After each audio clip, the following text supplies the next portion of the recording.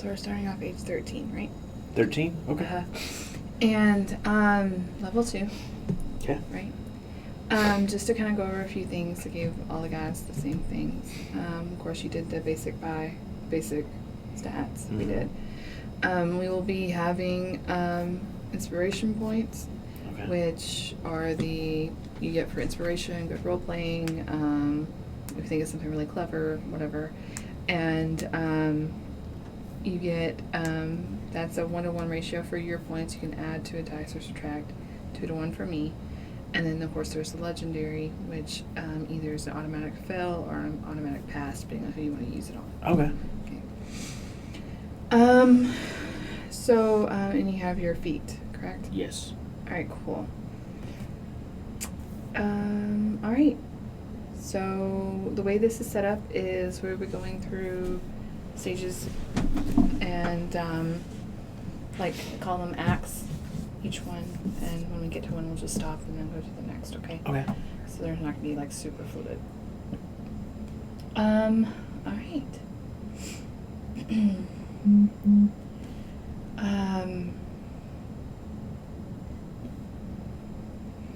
You're in the carriage, looking outside the window of your country as it passes by the beautiful green fields, the picturesque blue skies, dotted with livestock.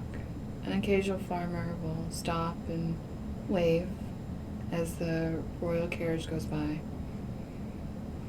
You're in the carriage with your mother and your father and his advisor, on your way to your cousin's house. You hear them talking, prattling on. The advisor is going on and on about how how the king needs to start claiming his land back in the southern region that borders with Firenze. This land originally was Waddell's, was taken back supposedly by Firenze years ago, and it's time that Waddell takes back what is rightfully theirs. You have long since stopped listening to them. Your mother is bored as well, looking out the window. After several hours, you finally arrive to the arbor, your cousin's house. While your parents and her parents exchange greetings, your cousin comes out. She's very small in stature. She's a couple years younger than you. Probably about 11 or so. Okay. Dark ebony hair. She has these eyes are almost silver. They seem to be changing, always moving, almost like Mercury. She has red lips, very fair skin, and like I said, real small stature. And she goes by Silence. She runs up to you and gives you a big ol' hug. I reach out and I hug her, and my wings kind of wrap around and hug her as well. Oh, Brad, I'm so happy you're here. It's good to see you too, Silence. It feels like it's been forever. It has. It's such a beautiful day. Do you want to go exploring with me? Sure, of course. Where are we gonna go? Oh, I don't know. We can go to the forest or near the mountains.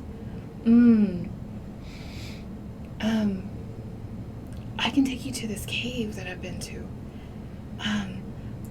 But I don't know.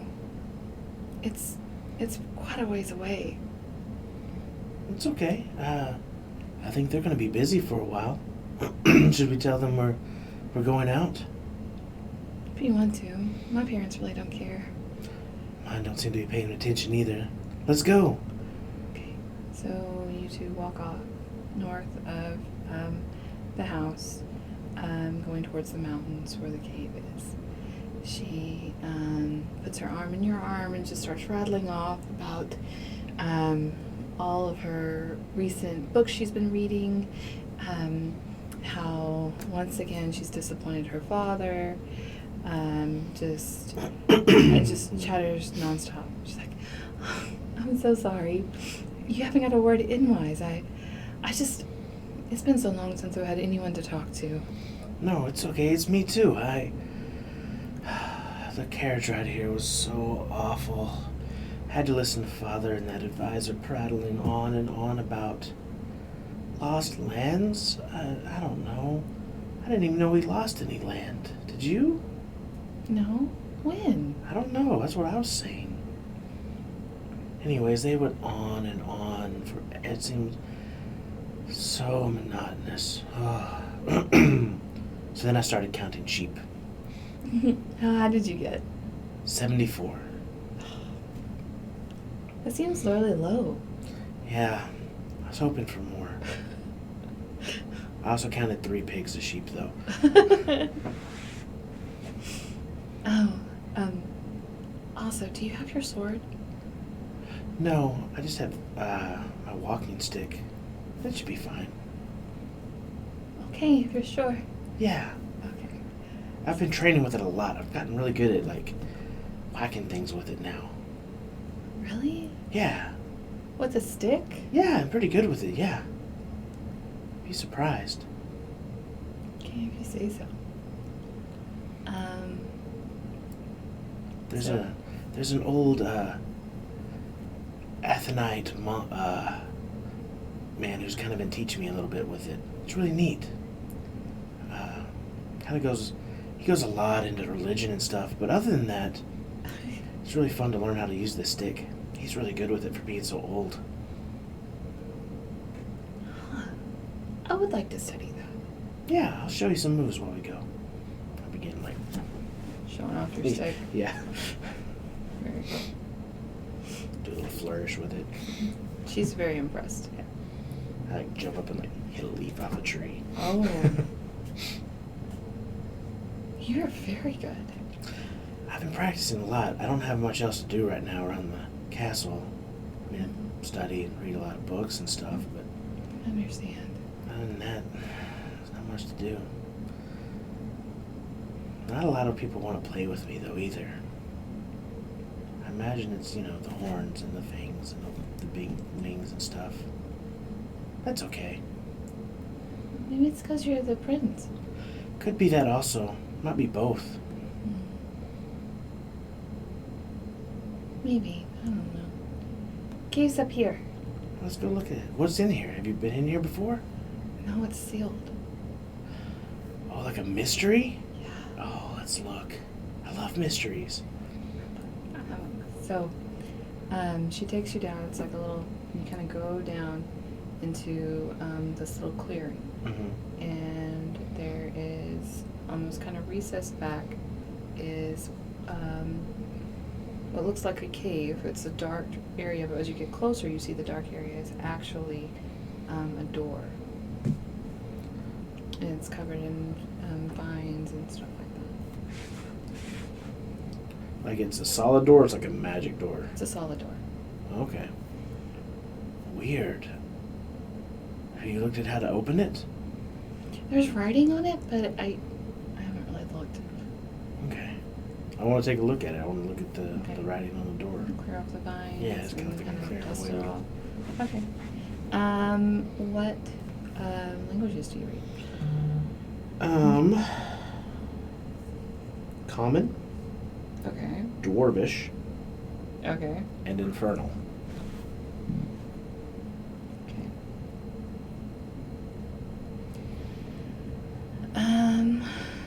So you clear it off. You look at it, you don't recognize anything that it's saying. But Silence goes and takes a better look at it. I think I can make out some of these words, but I'm not really sure what it means. What language is it written in? Elvish? Oh. Okay. Most magical things are in Elvish. Or so that's what I read. Okay, so it says, only the blood of the sea, I don't know what that means, and the blood that runs under the earth may enter, for when those are combined, they are the strongest magic. Blood Blood of the sea. Huh. And blood that runs under the earth? Oh. Sounds very grotesque. Roots run under the earth. Right. And roots are used in a lot of potions. You think it's roots? I don't know. What would be the blood of the sea?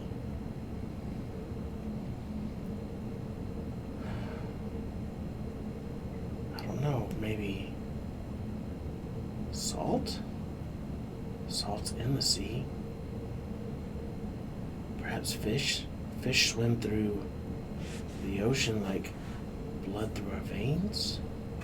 Did you put a fish and a root together and that would like strong magic? That doesn't make any sense. I don't really know how magic works though. I don't know a whole lot about magic either. Let's see. Blood of the water. Blood of the sea. Is the blood of the sea just water? Maybe. And the blood that runs under the earth, so water and a root? That makes plants. When combined, that's a pretty strong magic. But how's that going to open the door? I start looking at the vines that are on this door. Are they coming from the dirt? No, they're coming. Well, yeah, it's like from hanging down and stuff.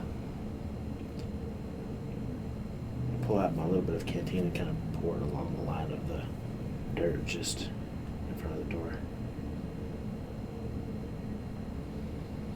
Nothing happens. Let's Roll see. perception for me real quick.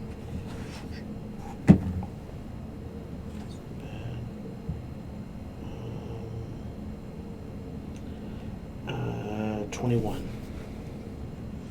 So you take a closer look at the door. Again, you can't read it, but it makes, follows along. But in the middle, you notice that there are 2 handprints that are posted up to the door.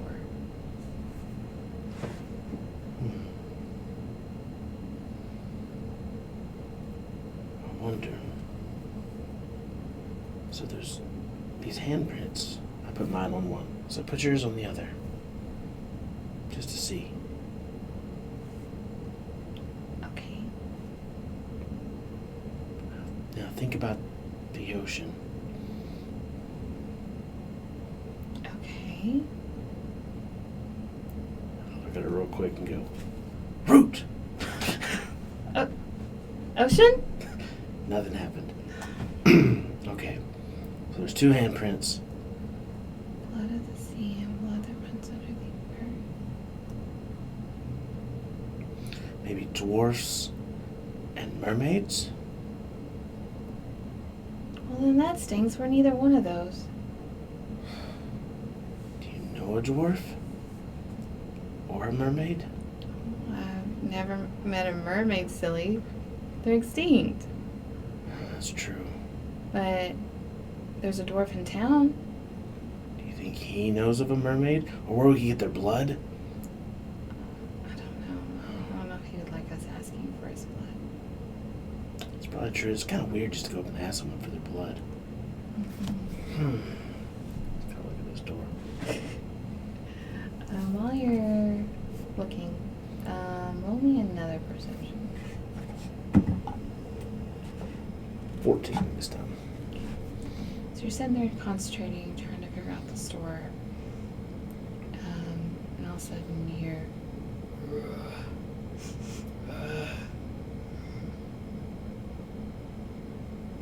That's what reach over and grab silence. Just go and pull her around to the side of the cave. We're going to try to hide.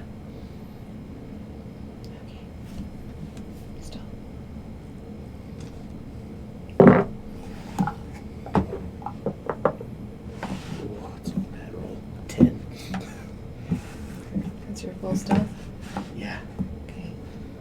So you go over, press yourself up against the side of the cave, squat down. You look over at Silence, but she's almost not even there. It's like she's shimmery somehow. She's so well hidden.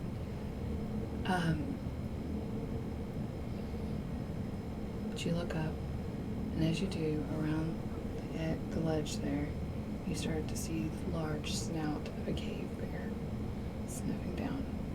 He's going to look down at you. How high up is he? I mean, you could walk down the ledge like 5 feet. Oh, okay. He's looking down at me. Mm-hmm. Crap. Whack and fly. Fly up. Fly up. Oh. And hit him? Yeah. Okay. So, roll to hit.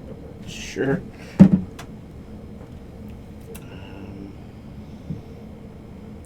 I'm assuming he's going to see me. We'll let this be a surprise attack, Cool. but after that, we go for 13 to hit. That hits. Oh, it's crap damage. 4 points of damage with my stick. Okay. And then I'm going to use a bonus action. Okay. And I'm going to spin around and kick him in the face while I'm flying up. Okay. It's even better. It's like 23. And then 8 points of damage on that one. Alright, cool. So, roll for initiative.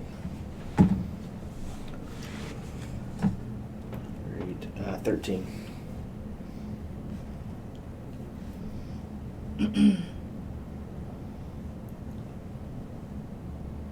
Oh, no. Okay, so you leap up with your wings, fly up above the bear, use your sticks, shove right into his face, use that leverage to turn around and kick him from behind the bear right in the nose. And as he does, he's going to lash out and try to claw at you. Okay.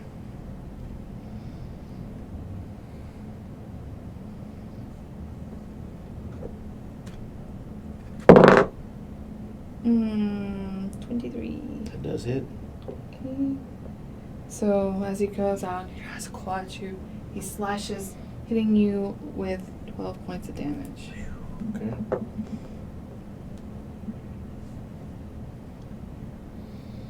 He's going to come back with the other claw. 11. Does not hit. Being blinded by hitting by his nose, strikes again. He's just doing blindly. Easily passes by you. Okay. Whack. Hit him again. Mm-hmm. Okay. Natural 20. Oh, well Ooh. 15 points of damage on the first one. And then I'll hit him again with a bonus action. That's not very good. That's 9. And then it's not hit. And then I will spend a key point to take the patient defense, Okay. which means he attacks at disadvantage. Okay. Reeling from your hurt, you come back again, whacking him over the head. This time using for leverage, though. You're a little bit off from your pain, and kick right above his head. However, the bear's definitely like howling in pain. Mm-hmm. You know, he's making whatever, and goes backs away from you, and then turns around and runs away. Okay. No. Float down. Land. Almost out of nowhere, Silence pops up next to you. Oh my goodness, you did that? I told you I got really good with the stick. That was amazing. That bear should have been able to eat us both, no problem. Well, and I kind of shake my arm. The good news is, just in case, smear the blood and touch it to the wall. The hand lights up. Here. On the other side, you try my blood and see if it works. She takes yours, puts it on there. Nothing. Okay. Maybe poke a little blood on your finger. Okay. She reaches in. She has a little dagger. Mm-hmm. Okay. Presses it on there. Her hand lights up. Here. As it starts whirling around, The discs are slowly going back into the walls, opening up the cave. Hey, we did it. Oh, there's blood on my face Oh there. my gosh. What? So it just needed blood? I guess maybe our blood? I don't... What do you think's in there? I don't know. Let's go look and see. Okay.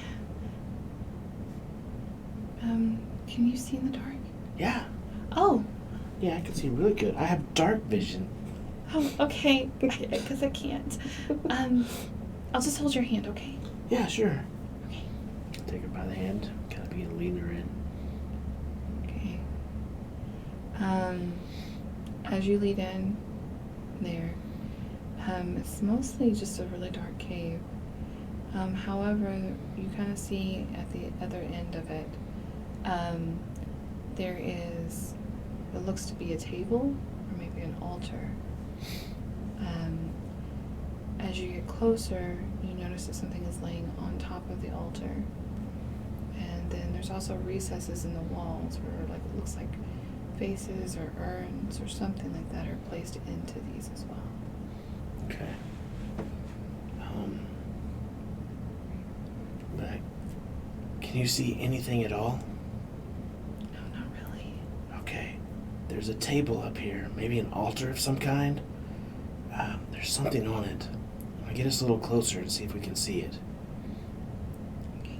So I'm gonna begin kind of slowly making my way towards this altar. I'm gonna keep just a eye out for anything that looks like it might be a pressure plate or traps or. You can roll for perception. 22. Okay. The floor is packed dirt, Okay. so it looks like, from what you can tell, no one has stepped in here for a long time. Everything looks even. You don't see anything. Okay. Make my way up to the table, to the altar. Okay. What do I see? Written around the altar is the same language that was on the door, so you can't read it. Okay. And on the altar is a wrapped package. Okay. It looks like it's long and slender. It looks like a weapon or a sword that's been wrapped like cloth. I reach up in my backpack and pull out like just this little bitty torchlight. And light it. I didn't want to light it, with if there was something in here, but it seems like it's empty. So, Okay. look, can you read what this says? Kind of hold it up over the words a little.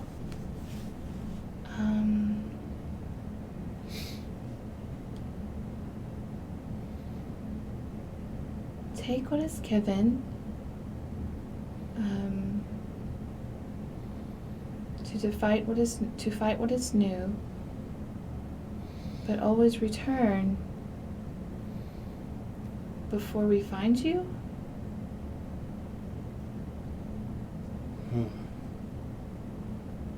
That's weird. Look at the package on the thing. Kind of unwrap it a little bit and look at what's inside. It looks like the handle of a sword. Take it and I pull it out. Pull it up. It is beautifully made. It's a long sword. It has etching and writing along the end of it that almost seems to shimmer and glow.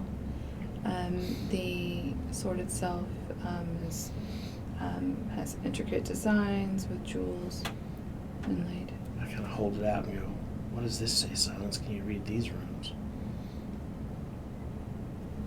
That I cannot read.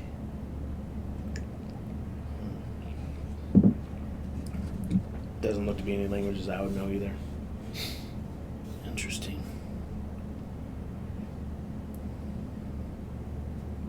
Return before we find you. I'd take the torch and kind of begin looking around the corner at the recesses and stuff. What do I see there? So the recesses, and there's these urns that are in there. It's hard to tell what the urns actually are. They're smooth stone. but in very different colors. Roll another perception check for me. 7.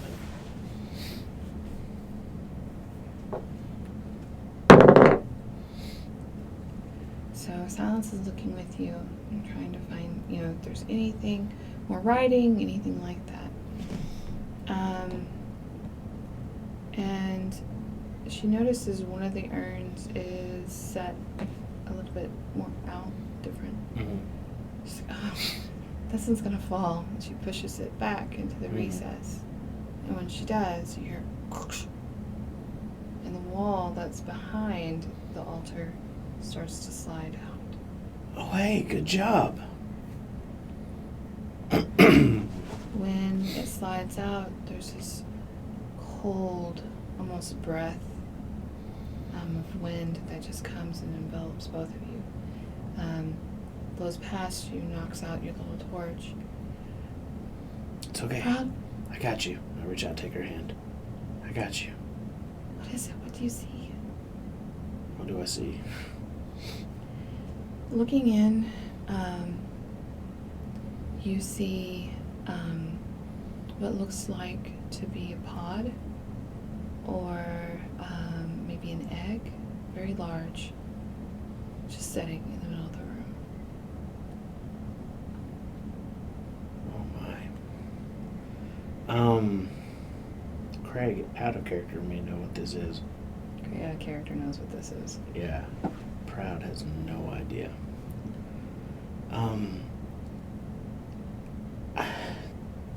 So, it's an egg? Like a really big egg. Like a chicken egg or a goose egg? Yeah, but, maybe more like a dragon egg. Oh my gosh. Does that mean there's a dragon nearby? I really hope not. I'm gonna light the torch again. Here, you hold this. Okay. I'm gonna hold it up so she can see. Let's take a little bit closer look. Oh, I don't know, Brad. I don't know if I want to go near that. Roll as you get closer. Mm-hmm. Roll another perception. We are perception heavy tonight. Natural 20. Oh. That's 2 for the night. Yes, we just got started. As you get closer, you notice that actually there's writing on this egg. The egg looks like it's made of stone. It's very smooth.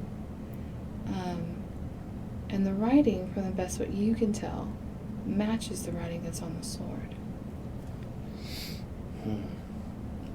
Well, whatever's in here, Silence, it's the same thing that is on this sword.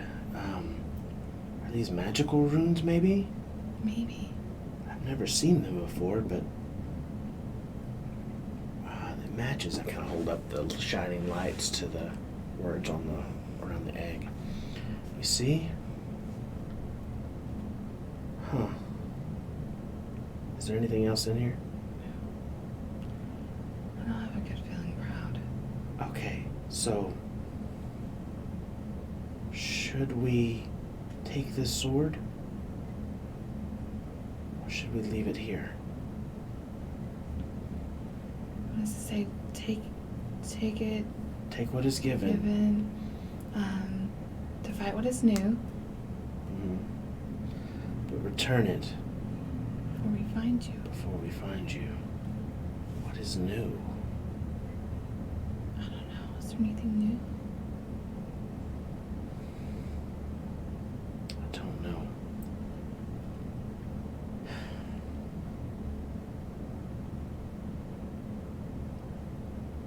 We'll take the sword and we'll lay it back on the altar. We go. We know how to get in here now. Yes. If for some reason we need this, we know where it is. But I don't want to take something out of here and risk freeing whatever's in that egg to come find you or find me. Okay. I think that's good. I really don't get a good feeling. Yeah. So I'm gonna sit it down, wrap it back up, Put it back on the altar. place it back on the altar. Okay. as you put the... I'm gonna take with my blood. Uh-huh. Just try to leave this here in blood.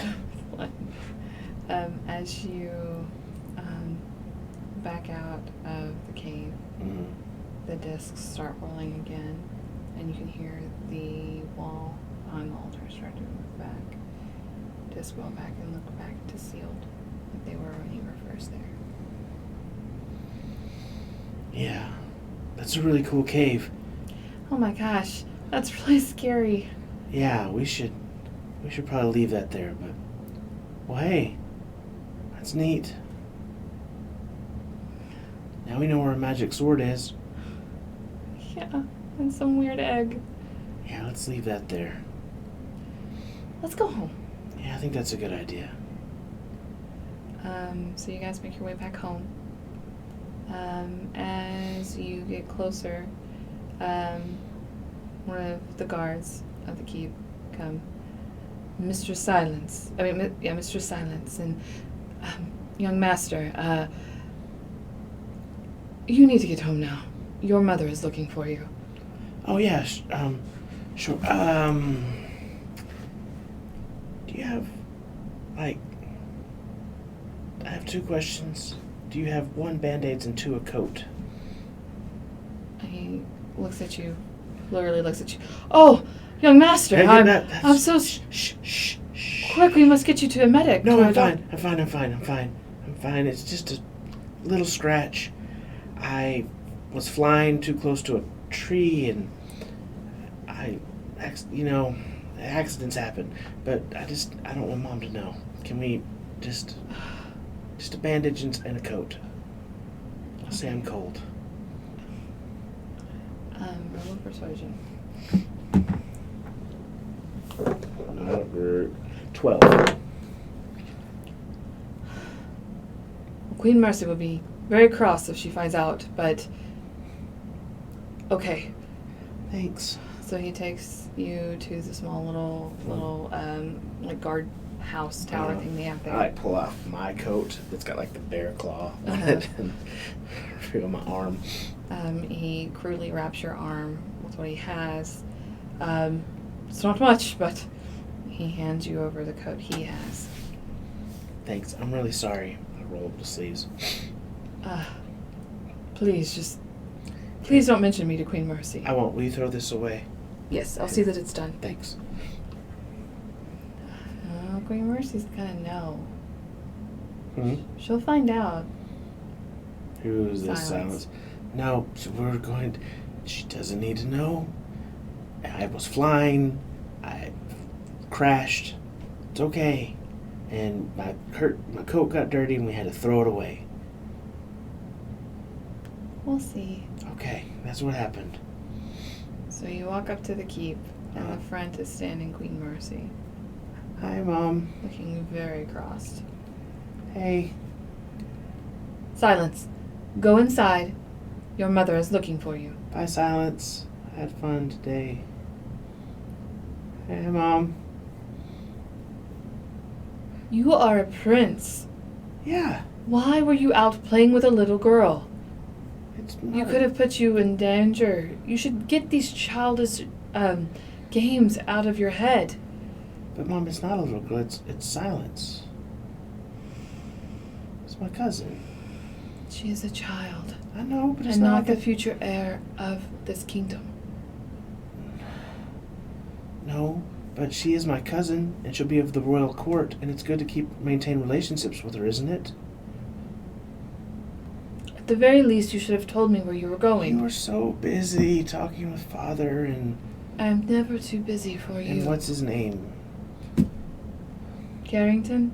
Yes, that one. We were so busy. We were just gonna go play. She comes over to you. She kneels down. Uh-huh. Darling, I am never too busy for you. When she does that, she reaches up with both of her hands and grabs. Okay, I'm gonna try not to wince. Okay, so roll... let's roll straight D20. Okay. And below 10, you wince. Fuck. 4. Oh. Yeah. Darling, what? No, it's fine. I was flying, and I was trying to do some tricks and show off, and I may have run into a tree. I ruined my jacket, and I'm sorry, and I made a guard give me his. These scrapes are very deep. You ran into a tree, you said. Yeah. Roll deception. Fuck. Deception? Mm-hmm. There's no persuasion, so yeah, because I'm definitely lying. 7.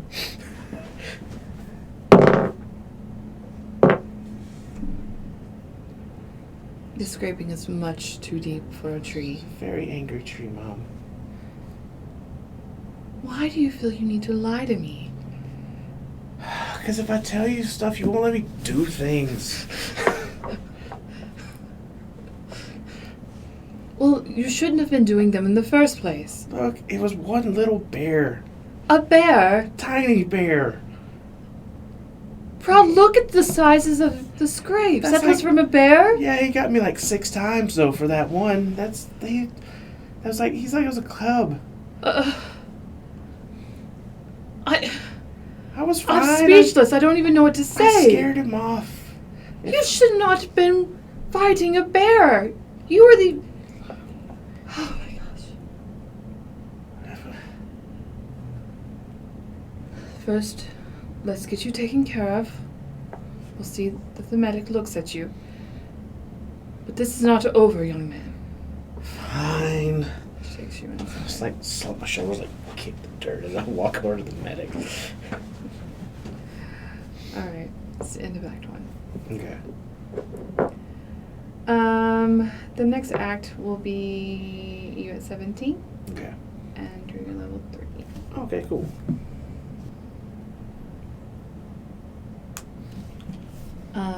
So over the next years, as you grow into your majority, you are tutored in several different languages. You are taught mathematics, strategy, religion, history. But your favorite thing that your mother likes to do is take you to the courts of your father. Once a week, he holds court for the local people who come complain about most of it petty things. Someone stole someone's cow, or someone, did not pay enough for a bushel of cotton, or things like that. Gotcha.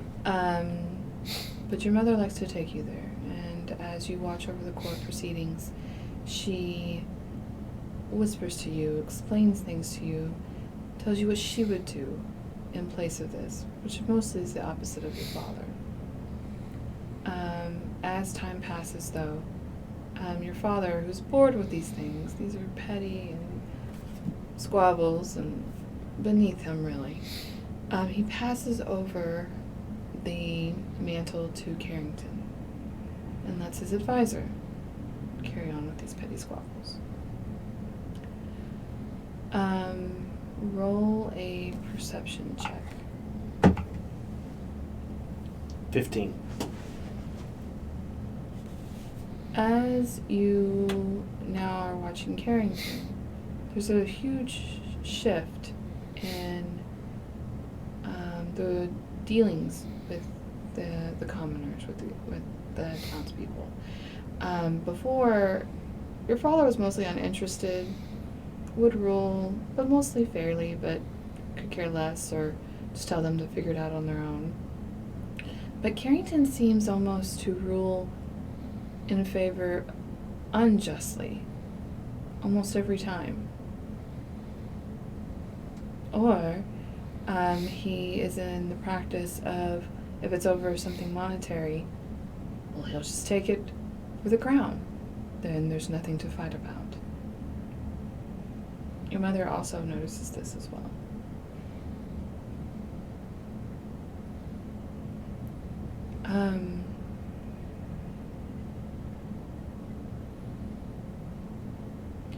My son, what have you noticed from our recent viewings of court? Well, I've noticed that Carrington is the opposite of father, but also the opposite of you in his dealings with the people. I don't understand his motivation. I don't understand why he does the things that he does. Nor do I. Correct me if I'm wrong, Mother, but he is an Athenite. Yes, he was of that order. Am I wrong in remembering their principles? That the monetary wealth and gold are not of no consequence to them. Am I correct? Well, they say that, my son. But when you go to their cities, it's mostly made of gold. There's a reason why they're called the Golden Dome cities.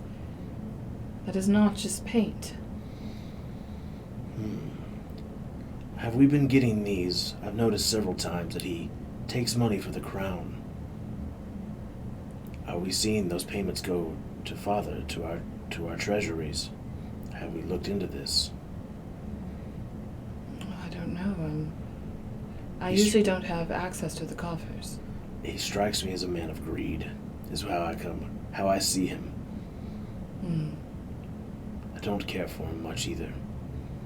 As a man, or as Father's court-appointed stand-in.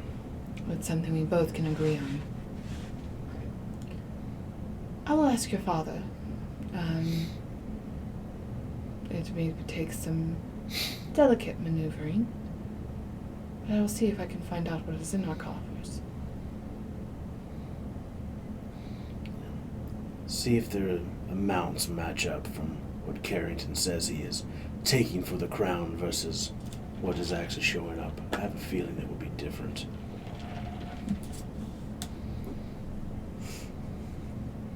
I'm going to sit and watch him a bit longer today. Very well.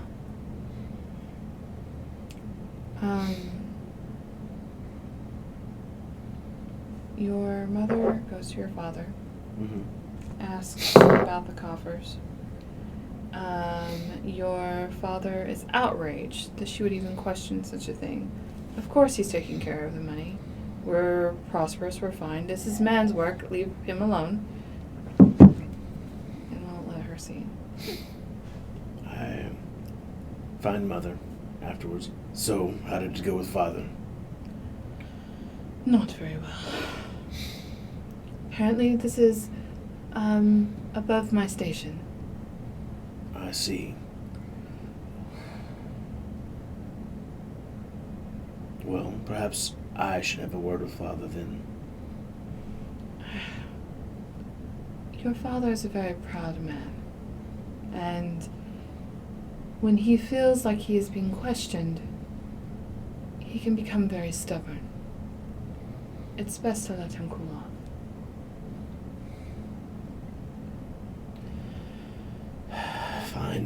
Fine, Mother, fine. You're right, of course. No good would come of going to him directly and in confronting him. You're right. He would clam up and just become stubborn. We will deal with this another time. We'll keep our eye on Carrington and just watch and see, observe, and wait. Sometimes doing nothing is better than doing something. I will take that to heart, Mother. I'm going to go do nothing and watch Carrington for a little while longer. I'll see you later. And I'll leave, and then I'm going to go try to break into where the coffers are and look at the ledgers.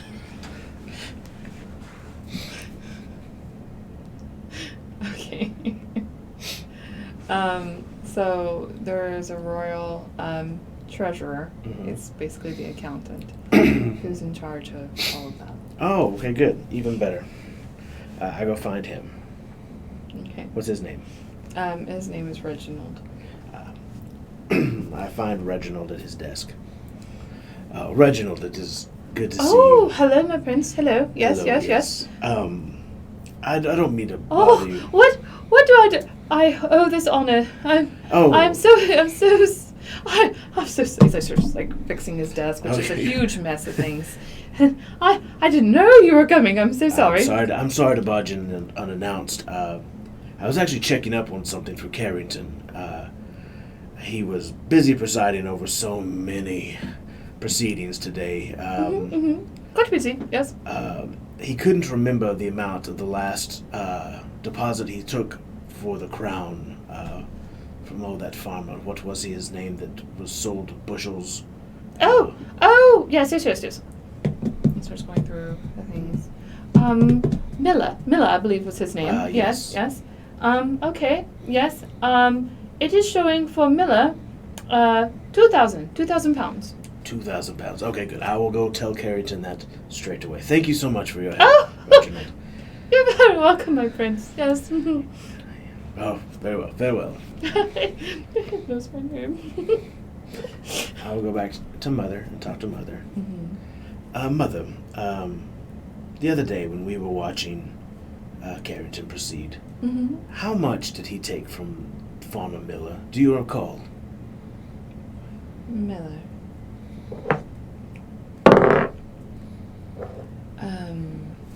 It was quite a bit for a farmer. 2,000, I believe. You're sure? Pretty much, yes. Okay, well, I can check that off my list of things that I think he's doing. You spoke to your father? No, of course not. We said we weren't going to do that. Doing nothing was better than doing something. I did, however, speak to Reginald. I happened to run into him, asked him a question. He was very helpful.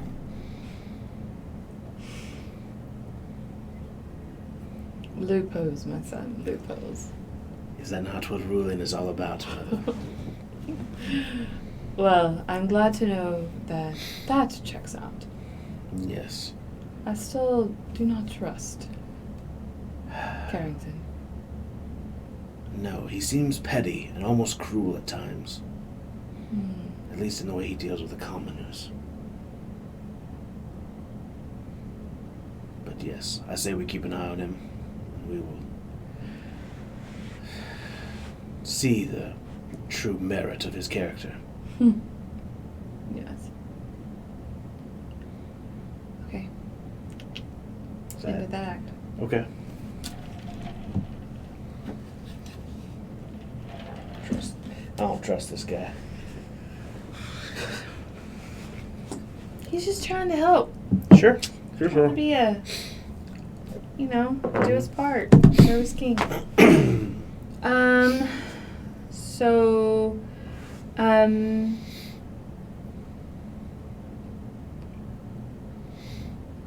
You continue learning from your mother. You continue your studies. As you get a bit older, though, you start to go, and it's important to you to be out with your people, to visit your people, know their plights, hear their complaints, understand what daily life is like for them. And this doesn't always include just the people in your town or in the countryside, but the other creatures who are in your realm as well. You frequently go and visit the Fae folk that live on the outskirts of the Mystic Forest. You make quick friends with their leaders, and you are quickly welcomed among their rank. On one such visit, you are with the gnomes of the forest, speaking with their leader, Kirkpatrick, and but the whole village is bustling and talking about someone else. Patrick, it is good to see you again, my friend. Ah, yes, yes. Thank you, Your Majesty. It's good for you to be here. I must say I always enjoy my visits out here. Oh, as we do you too. You know, for most of the time, we've always been ignored. But it's good. It is good that we are friends now. I feel we share some semblance of a connection. I feel so much more at home here sometimes amongst the Fae than say at home. Well, thank you, Your Majesty. Yes. We don't get a lot of your big people here. But we have had such a visitor. Oh, really? Yes. I have heard quite a bit of bustling around the town. Who might be this new friend of yours? Oh, it's Liliana, the princess of the Nadiri. The princess, you say? Yes, she's quite a skilled warrior. She has connections, very strong magic, very rare for big people, except for the Nadiri. Have I met any Nadiri before? Is this the first meeting of a Nadiri? First meeting of the Nadiri. I've heard of them, though, correct? Mm-hmm. You know, I've always heard of the Nadiri, but I've never actually met anyone of their It's quite tribe. a thing. Quite a Would thing. you do me the honor then of introducing me? Oh, of course. Yes. Mm-hmm. Oh, now we should go now. Yes. Mm-hmm. Oh, whenever you please. So this little old gnome, he Yeah. gets his little walking stick and kind of bustles his way up. You can tell he's several hundred years old. He's pretty ancient. He gets his little walking stick and follow me. Mm-hmm. Yes. And he takes you through the village, the gnome village. The trees here are very tall. And this place is referred amongst them as the doors. The gnomes have built their homes in the trees, and then the doors are in the tree as well. So most of them are too small for you to get into, but you could stick your head and look in. And it's quite enchanting to see just this town of trees. You come around a bend. In front of you is several little gnome girls kind of sitting in a circle. They're braiding each other's hair and putting in flowers. But amongst them is a young woman about your age, maybe a little bit younger. She has bright, like auburn red hair. It's tied up into a single, like a French braid. Mm-hmm. She's wearing a purple body stocking with leathers. She has a ringlet around her forehead with a leaf. And she looks up to you. Her eyes are almost violet. Well, I see we have a visitor. I hope that I'm not intruding. Oh, yes. Yeah.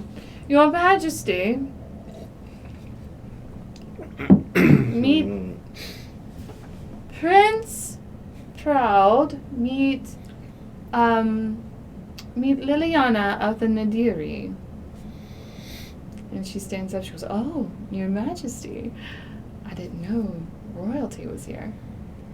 I bow as well to her. I hear you are a princess yourself. Of such things.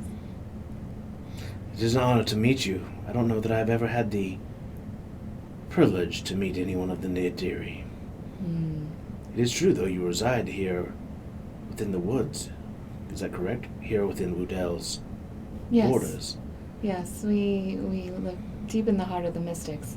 Typically, though, we have to patrol more on the errand side. I understand. They are not,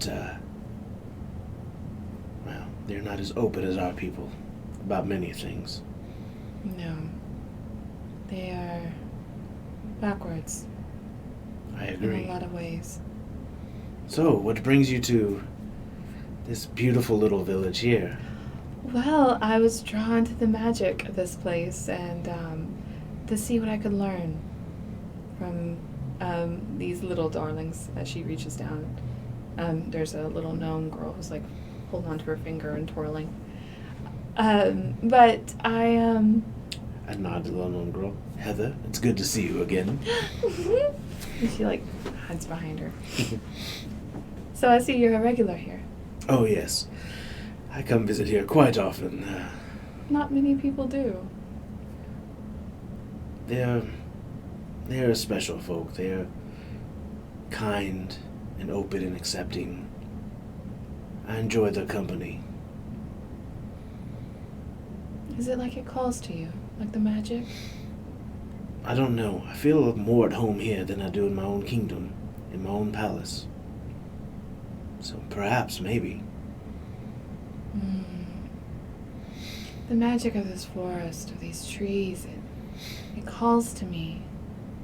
It's like it fills me. And I don't know why others don't seek it out. I've never truly experienced magic, so I guess I don't understand the calling or the nature of what you speak. I think I've only been in the presence of magical even things maybe once when I was a child, and that's forever ago. Well, since you have been here, why don't you show me around? Of course, please. I offer my kind of elbow. She takes it readily. As she stands close to you, how tall are you again? Right at 6 foot. Okay. She's basically eye level with you. And as you proceed to lead her around, showing her the doors, introducing her to different people. Is it only the gnomes you visit? Is it only the gnomes I visit? No, The fairies and the elves too? Yes. Any and all. Have you ever seen the green men? Or are those only tales? I haven't seen green men. I have never seen the green men? What? Have you not heard? No, I'm unfamiliar with this. What is this? So, and it may just be a tale, a legend, I don't know. But supposedly they're the first of the magic folk.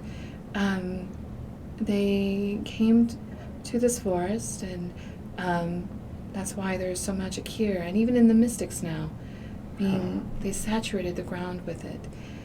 But something happened, something horrible and brutal to them. Some say it was the killing of the masters. Others said that they were being hunted for their magic. But either way, it drove them underground. They found a way to, almost like Legend of the Elves in faraway lands, they live underground almost. What do they look? Do you have a description of what they supposedly look like? No. I've heard different things. They look like little men, like you and me, but smaller. I've heard that they're like fairies with wings. I've heard all sorts of things. So it's quite possible maybe you've met one and didn't know it. As much frequently as you frequent magical areas, perhaps you've run across someone in your travels and were simply unaware. Maybe, that is possible. But I have this thing where I can sense someone, like sense their magic or their true nature. You would think that if someone was that powerful, I would know. Well, but it's possible that they could be hiding it. Shall we explore the woods here? We can visit the fairies, we can visit the elves. Perhaps we'll run across a green man in our travels. I would like that. So you spend the day going through visiting the fairies, even seeing the elves. Most of your day is eaten up from there. As far as you know, no green men. But as it starts getting dark, I had a wonderful time, Brad. I had a great time with you as well. I have to be honest with you. I haven't heard many good things about Min. And it's refreshing to know that not everything you hear is true. I don't know if you know this or not, but I'm probably not like most men you've met. His little wings kind of flap out a little bit. That doesn't bother me. That's good to know as well. So I hear that there's a festival. Would you care to show me that? Of course, I'd be happy to. So next week, I'll meet you there? Sure. Before you go, though, before we part ways, like these little villages and stuff that we've been seeing, Mm-hmm. I imagine they're like little magical, like little lights and twinklings and all this kind of stuff. There might be one other thing I could show you, if you don't mind. It's one of my favorite parts about leaving this area, leaving these towns.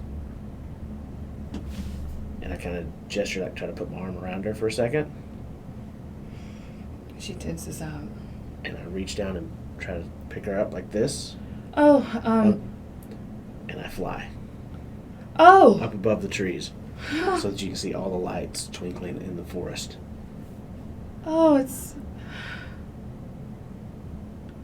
magical. It's beautiful. I mean, it is.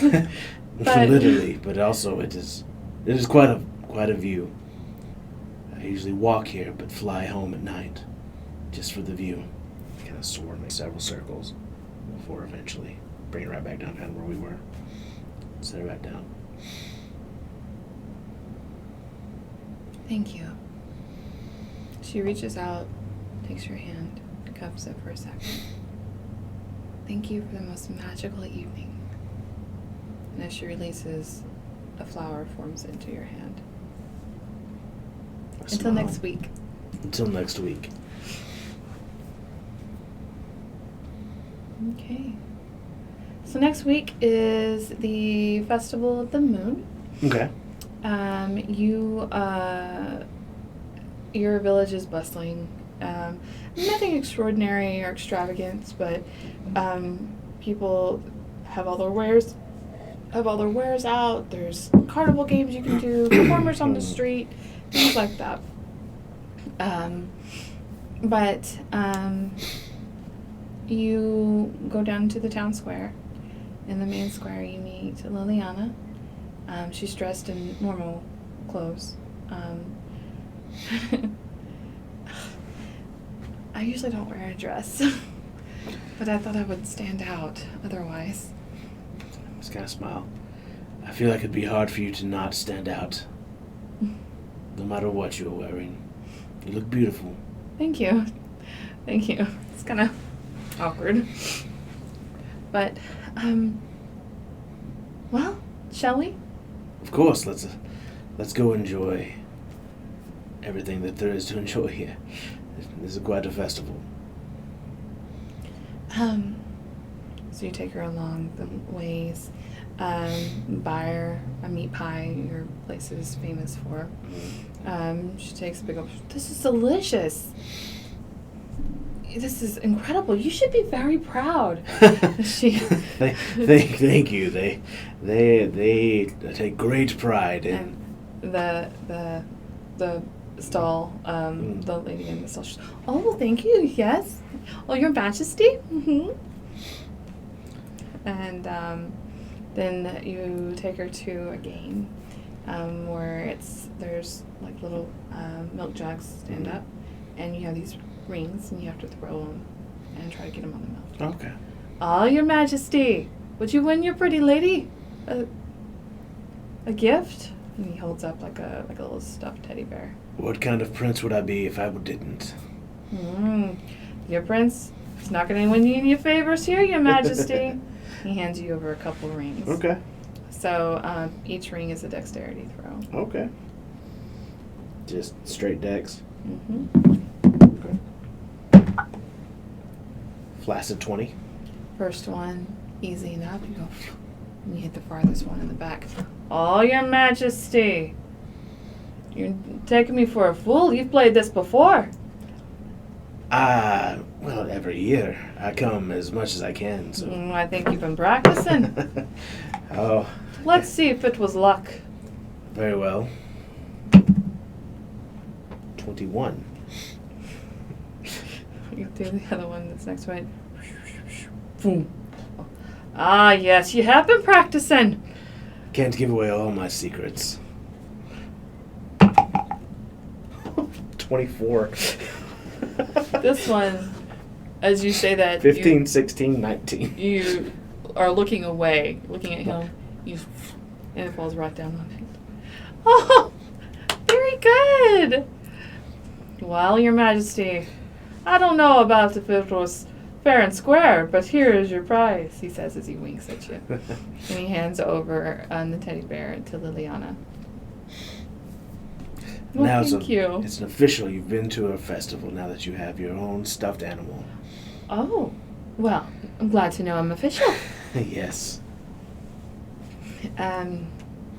You go through, look at the performers. She beats you at one of the games and is ecstatic. And buy her another chocolate custard at the end of the night.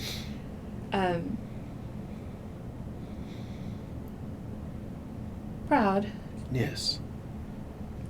I think that it's important that, well, for so long, the Nadiri have been locked away in the Mystics.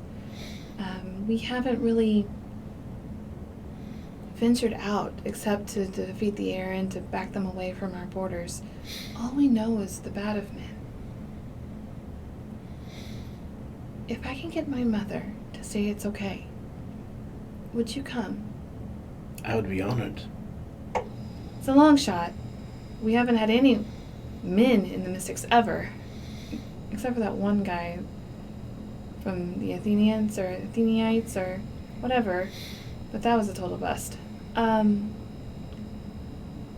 do you think you would come? Oh, without a doubt, my princess, I would be there.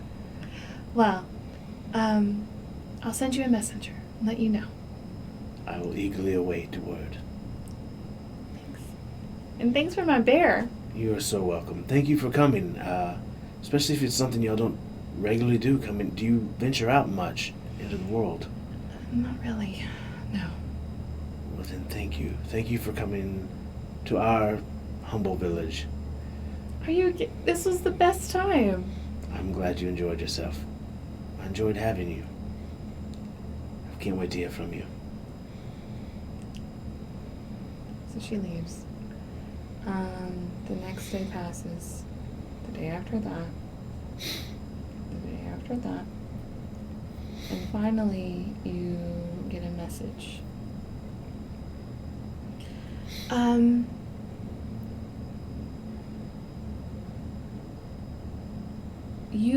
My mother said she would meet you on the outskirts of the Mystics. Be there tomorrow at noon. Cool. So I will definitely be doing that. I go to my own mother. Mm-hmm. Mother, I need to ask your advice about something. I don't know how to... This is new for me. Is it a question for your father? I don't think so. I don't think this is in his realm of expertise, as it were. I'm meeting a girl's mother. You've met a girl? Maybe, yes. She is a princess. A princess? From where? Nadiri. Oh. Oh, Proud, no. If she's a princess, she is to lead the Nadiri, which means she would have to be there. They are not allowed to marry, as it were, and remain in the Mystics. Well, her mother, the current queen, has agreed to meet me, to possibly allow me to visit the mystics. Well, I doubt that will happen, but... You're probably right. But even so, they've not let a man in there, I believe she said, I think ever. Or perhaps one, but that was a long time ago, I think. So,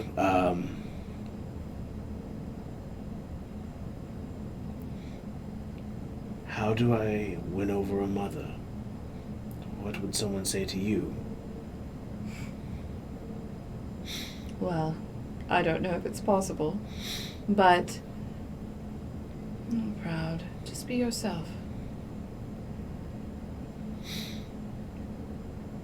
You're kind and true, and she will see that. Besides, they have magics where they can sense the soul of people. That's a very handy trick. Too bad we don't have that here. Believe me, I've always wanted it. But I would not give away your heart freely, love. She may not be touchable. Well, you never know until you try. Well, good luck. Are you visiting tomorrow then? Yes, tomorrow at noon. So. Flowers. Flowers are always good. Or some sort of token. Very well. I will come up with a gift worthy of a queen and a princess. Thank you, Mother. Good luck. Kisses you on the cheek. So I'm going to go buy some of the finest flowers from one of our shop vendors. Okay. Just a small bouquet. I want them to be the most beautiful flowers that Woodell has to offer.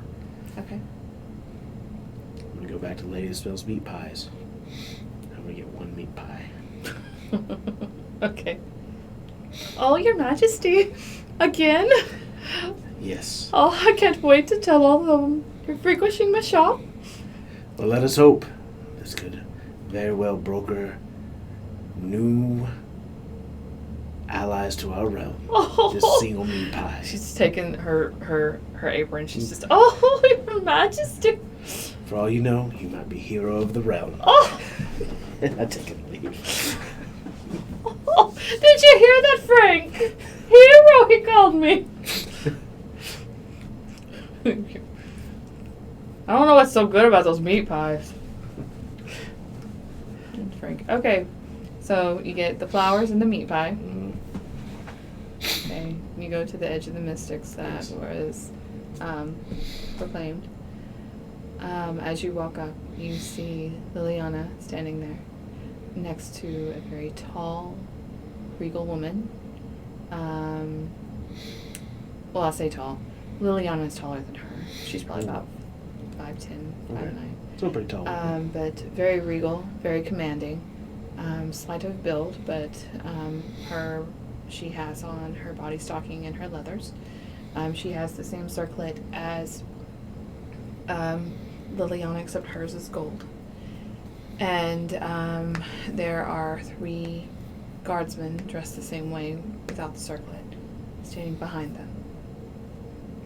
I walk up, keeping enough distance between me that I don't feel like I'm threatening. A deep bow, wings outstretched, even as I bow down and stand back up. It's an honor to meet you, Your Highness. I guess is that the correct term? Sorry.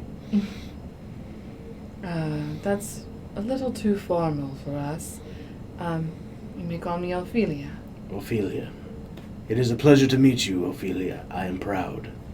It's a pleasure, Prince Drew. It is a true pleasure. But, my daughter said that you are worth meeting, and that is high praise from her. Well, I am honored that your daughter would think so. I've brought you gifts from our humble village of Woodell, some of the finest flowers from a local merchant. She's a very sweet woman. And something your daughter fancied quite a lot. One of meat pies. I remember these from when I was a girl. She takes it. Very thoughtful gifts, your prince. I must ask, what is your... Why do you seek us out? To be honest with you, Ophelia, I'm here by chance alone, I believe. I but happened upon your daughter at a small gnomish village that I tend to frequent, and not met another. See Liliana kind of scoot back. And from there, we discussed that we were both of royalty and that we should meet. But yes, I believe I am here of chance. I apologize if I have said too much. Look at Liliana. My prince, I do not believe in chance or coincidences. I believe that there's a reason why you were drawn together. My daughter tells me that not all men are bad, that there is things to be gained by the connection of our two kingdoms. Perhaps, I do not know all men, but I know that there are some good men out there. I hope to be one of those someday. But, yes, our two kingdoms have coincided alongside each other for quite a long time, peacefully. But we've never officially met, I don't believe. Or at least I haven't had the pleasure until here recently. I just kind of smile at Liliana. But perhaps she is right. Perhaps you are correct. Much could be gained from us being more friendly in an alliance. Roll a persuasion check. With advantage because of meat pies? Sure. Advantage because of meat pies. Meat pies for the win. It's a lot better. 16. Oh, the meat pie. God bless you, meat pie. God bless you. Very well. Let us talk some more. What I am fixing to allow of you is very rare, and you can only venture this way if you are escorted by one of us. Please do not come on your own. The consequences would be dire. I understand. I wish not to intrude at all. Very well. So she turns around and she starts walking through what looks like a normal forest. Okay. But as you get closer, you notice that there's almost like a veil that splits open and then allows you to walk in. As you kind of go into this, there's this huge clearing, but the trees are tall, and as you notice, the houses are up in the trees. They're tree homes, and they're connected with bridges going back and forth. The whole village is in the trees, and there are women and little girls walking around and before. Some of them are using ropes to swing to one to the other. In the middle is a great massive tree that has a huge tree house up in the top of it. There is a spiraling staircase that goes up around the tree into the top. But as you get closer, Ophelia steps onto what looks like a swing. She's like, "My prince?" I'll step next to her. As you do that, she kind of waves her hand up, and almost on its own, the swing starts to swirl up and go up into the treehouse. Your village is breathtaking, Ophelia. Oh, thank you. We have worked very hard and are very protective of our home. And rightfully so. I'm sure there were many, and probably still are, that would see to take some of this for themselves. I'm sorry for that. and I wish there was more we could do to help you. Do you know the legend of my people? I know a bit about you, yes. Mostly how you came to be here, I believe. The fateful night. When our ancestors, our mothers, took up their swords and slain those who oppressed them, they came here and sought the magic of the unicorns. We promised to protect the unicorns and their secrets, and they established this barrier for us. And only those who are gifted with Nadir blood or who walk with them can enter. But now the unicorns are so rare, but their magic was great. We may not have kept our bargain. She kind of looks off into the distance.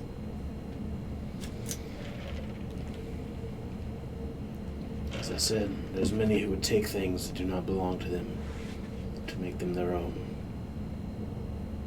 My daughter tells me that you frequent the magic people, the Fae. Oh, yes. Quite a bit, actually. Why do you? They're kind, good people. I enjoy their company. I feel at home among them. Does it call to you? She asked me that as well. I don't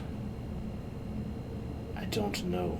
I don't know magic. I don't know a calling per se. I just know that I feel at home in the woods with them more than I do in my own home. I always had assumed it's because I didn't look like the rest of my people and that I fit in with others who were not like them, but perhaps it is more than that. I don't know. It's interesting. You spend the rest of the night talking about your two different kingdoms. She asks you several questions about that, about your lineage. But you develop a good rapport with Ophelia and her daughter. You're able to go back and forth with the Mystic several times. One time even to bring Silence, who was overjoyed to be in the presence of the Nadiri. And over the next year, your and Liliana's friendship grows. However, when you turn 20, your father officially declares war with Firenze. He calls you to the throne room, announces that you have the great privilege of being the general that leads the charge. And he sends you on with your army to the southern border. Roll me not persuasion. The other one. Perception? Perception. 10. As you're looking around, you have your 3 guardsmen with you, your loyal guard. But you look at your militia, at your men. There's not a soldier among them. These are farmers. They're tradesmen, bakers. They're no armor. They're out, except for maybe a mismatched piece here or there, breastplate or something like that. But nobody has a full set. Their weapons are pitchforks, and some of them do have weapons, but they're very old, not kept, not battle ready at all. But you march to the south.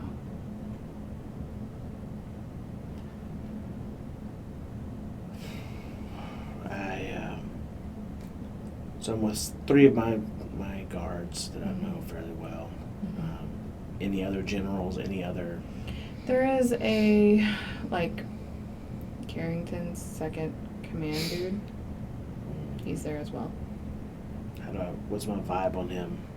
It's Carrington's man. Gotcha. I'll stick to my own guards then and speak with them some. perhaps one night while we're camping.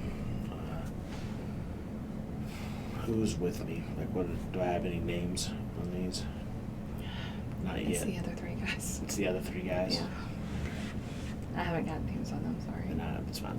We're still in the beginning of making them, so it's cool. Okay, then I won't talk to them because they won't know what I talked about. Sorry. It's okay. Then I will spend my time walking amongst my troops. I'm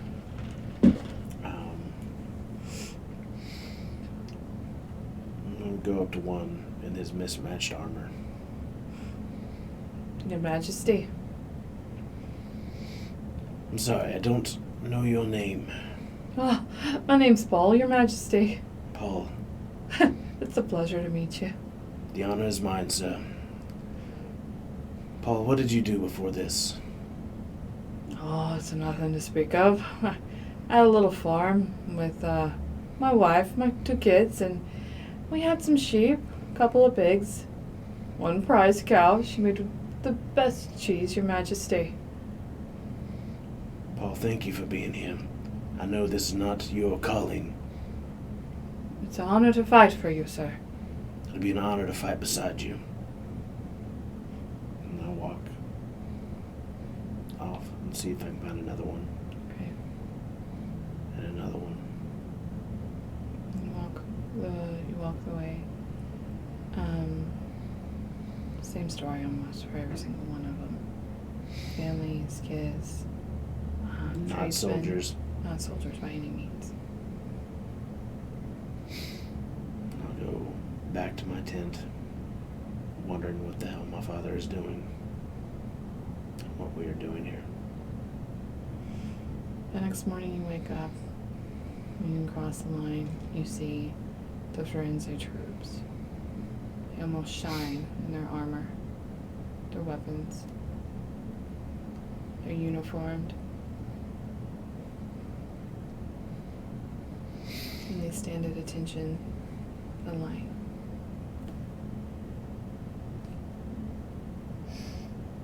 I address my men. Men, it would seem battle is soon upon us.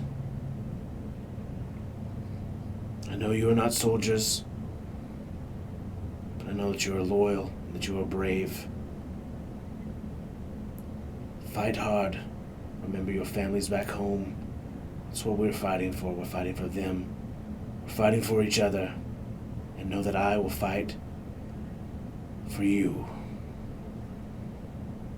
Ready yourselves. I'll turn to face the Firenze. Do they have a captain or a general on the field? Mm-hmm. I walk out a little bit to see if we can do the typical general address thing. Oh, If he will. yeah. You see a gentleman that is on a horse, comes out, nods towards you. General, Ah. Do I have the pleasure, your prince? I am. Would you care to save all of our men's lives, mine and yours, and we meet on the field, you and I, to decide this battle?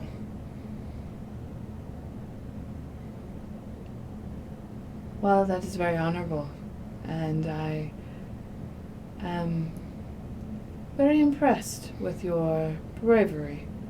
You don't see that from Bludell. But, this was not my fight. You were the one who came to us. My king would be very cross with me if I did this. But I will tell of your heroics. Are you sure you're not friends, eh? Just nod and say, can't say I didn't try.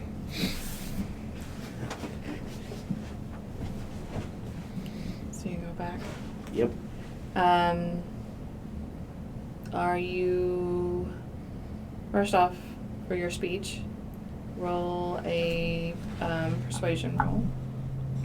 With advantage because I got to know them all by names. Yes. Oh, That's so much better. Mm. One was a 3, the other is an 18. So 22. Okay. Also roll me a perception roll, quick. 21.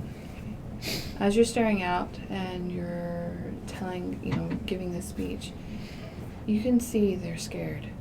I mean, they're frightened.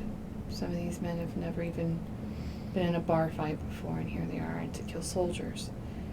It's a suicide mission. They know it. But your speech hardens them. And as you speak, you can kind of see the determination and the grit. They're the Delish, they're from Mudal. They will see this done. When you are attacking, are you going to go straight on? Are you going to try to outflank? What do you want to, is there any strategy involved in this? So my strategy is going to be, I'm going to lead a charge into the middle of the lines. Mm-hmm. And then I want the 2 edges of ours to try to attempt to wrap around them and catch them. Very good. In the middle of us. And hope to draw the thickest fighting to me. Okay.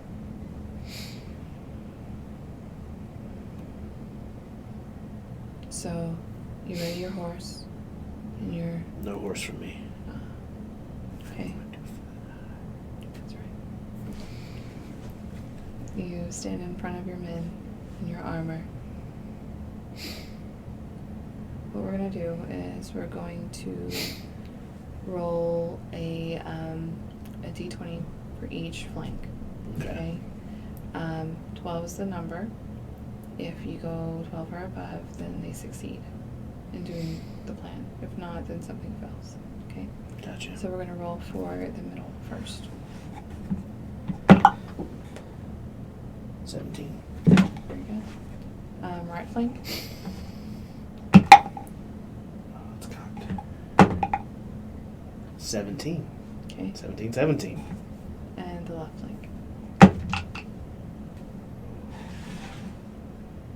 4. Okay. So you stand in front of your men. Everyone knows the plan. Give out a war cry and start charging into the Firenze line. As you do that, trying to draw the majority of the fighting to yourself, seems to be succeeding, but halfway through what should be the left flank, misunderstanding the signals or what have you, comes out way too early, and they are slaughtered where they stand. However, now that the fighting is being fought on these 2 fronts, the right flank was able to come behind and do much more damage than what was original. So you had about 200 soldiers starting out with. About 50 survived. They had about 100, and about 50 survived. That's really good odds considering what you're going against. Yeah. You call for your men to retreat back to you.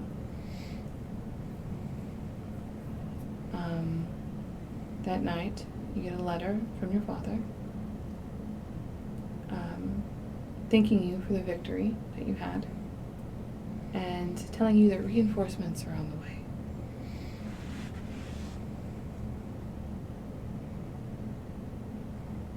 Do you wish to go to bed, or do you want to say anything?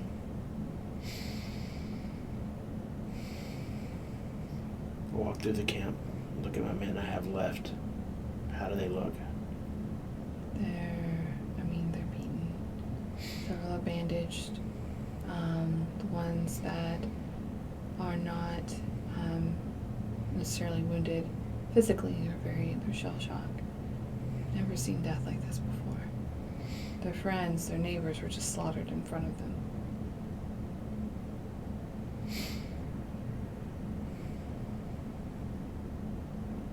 I walk through the ones that I know still that are there. Comfort the ones I can. Help with any of the wounded. You see Paul. Well fought, Paul. You did good. I've never seen anything like it, Your Majesty. It was awful. horrific. I agree. Unfortunately, I'm sure we will see more of it before our time is through. Why, Your Majesty? The shoulder's gonna sink.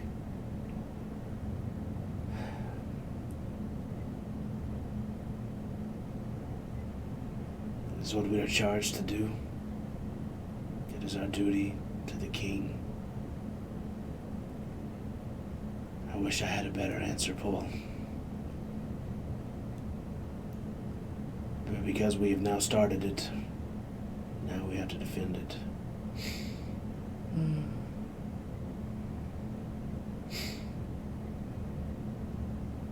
No thought. Tonight you go to bed?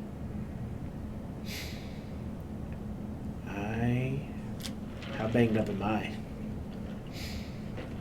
A few cuts and scrapes, but you've been trained. Nothing bad. I'm going to attempt to stealth into the enemy camp. Okay.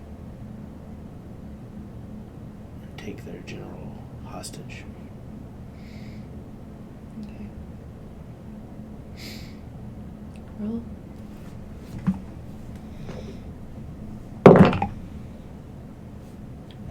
23 for my stealth.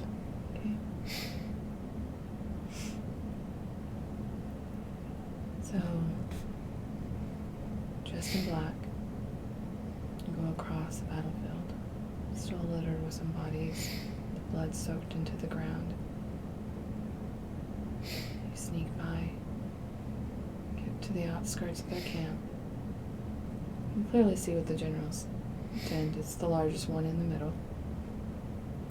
Most of the soldiers are busy either cooking or sleeping or parting off their stress. And you sneak into the tent of the general. What do I see?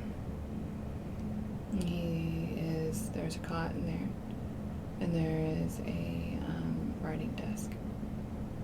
And he looks up from the desk and sees you. My friends, have you come to surrender? More for taking a prisoner. Oh, no. That would not be smart. Neither one of us want this war. Let us talk. Fair enough. I don't see why we can't be civil for the moment. You're correct. Neither one of us want this war. Why do you fight it? As my father commands it. Why does he command it? Do you know why your king commands anything? Most of the time, yes.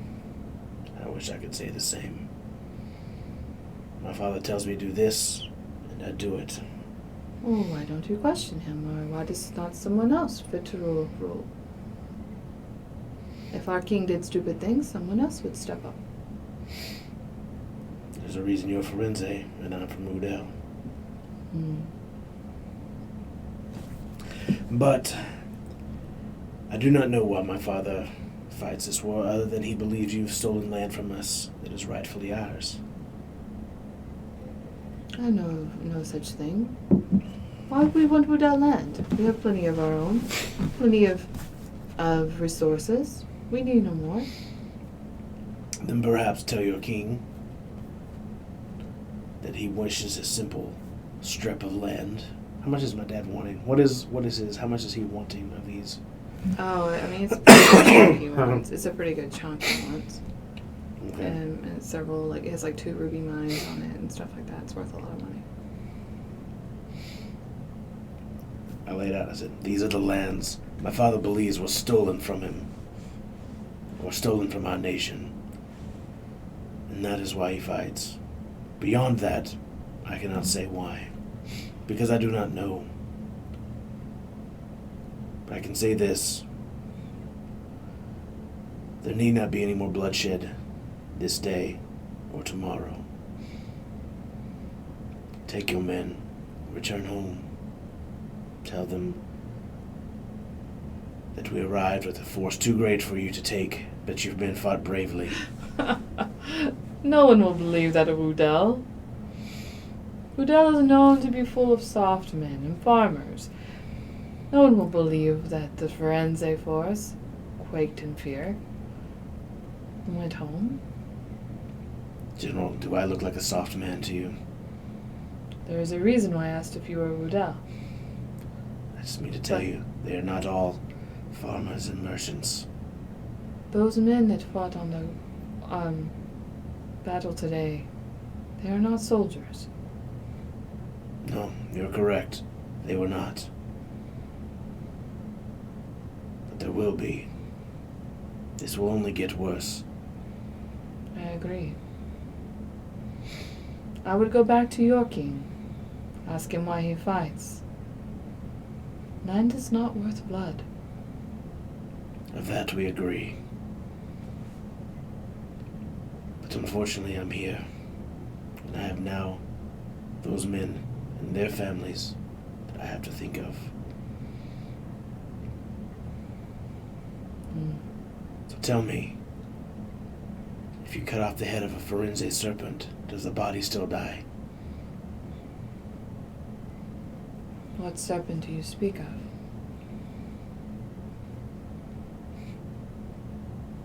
Our king? No. Unfortunately, I mean much closer. As I kind of looked at him. My prince, I thought we were friends. It is a tense friendship we have. There is no honor in this. I have none to give, I'm afraid. I have men who, as you said, are not soldiers. Who will die. Your men will die. Maybe not by their hands, but by mine on this field.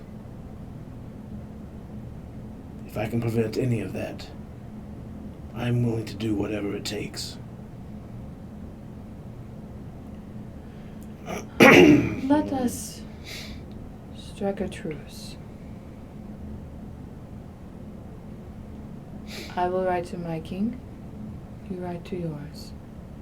There is no honor in killing farmers.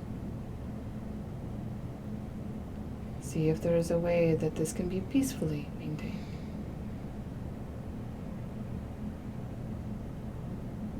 But if you come in my camp again, Prince, you will not leave whole. You've been most kind, but if I come again to your camp, you probably won't know. I bow. I walk out through the front of his tent and up into the air and fly off. And I will write to my father, as he will write to his king. And I'll tell him of the farmers that fought and died and were massacred. And that had I not been there, they would all be dead. And that this is not a war we can win, not the way that he's going about it. And then I'll send the letter. And I will rest. Well, Constitution roll for me. It's really good. Constitution, like saving throw?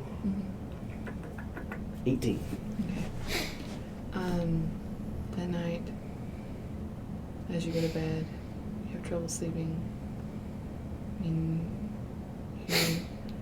you're plagued by sadness, desperation, rage, not understanding why you're even here, why you're putting these men at risk, frustrating your situation because you don't see any way out. But you do finally rest. The next morning, reinforcements come. Roll perception. 12. As you look at and walk through the reinforcements, two things stand out to you. One, they're either very young, as young as the youngest when you looked at like was 12 or 13, or very old. Several men were even using canes to get around.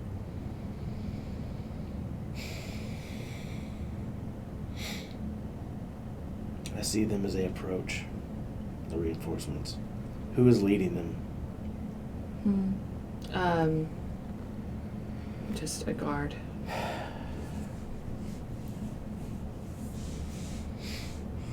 As I see him approach. No.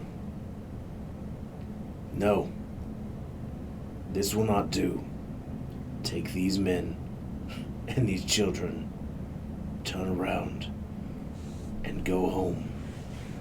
But, Your Majesty, we do not need them. I will not lead these men into battle. These men are far too old in life and will die needlessly, senselessly, and do no good. And these, maybe if you take them and train them, they might be worth something someday, but today is not their day. I will not lead old men and children into battle. I've already led farmers far tougher and more on their way to being soldiers than these will ever be. You're saying this out loud in front of everyone? Yes. Okay. Roll a persuasion roll. With advantage. 23.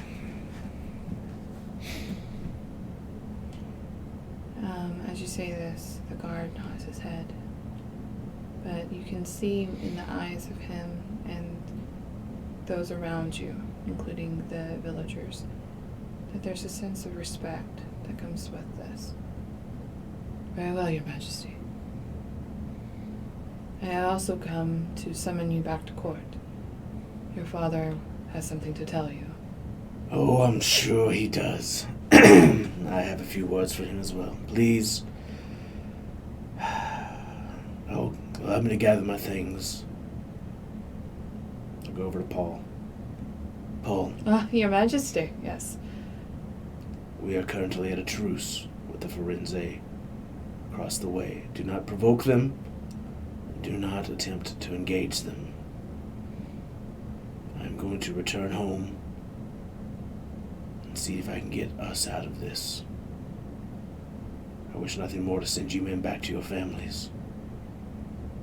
Thank you, Your Majesty. Believe me, we are very comfortable camped right here. Be on your guard, for I don't know how long this truce will last. But do not provoke, do not advance. We'll send word if there's anything changes. Pack my things, and I return home. So, you return home with the army of old men and children, and the guard. You walk into the castle, go up to the throne room. Your father is sitting there. I instruct, by the way, the men to wait outside the castle for me. The whole army. Okay. As you walk in, your father. Thank God you're thank God you're here. I have some very dire news. What would that be, Father? That more old men have come to sign up to join the army? Perhaps the kindergartners are ready to fight. No. Much more important. And with that, we're going to end.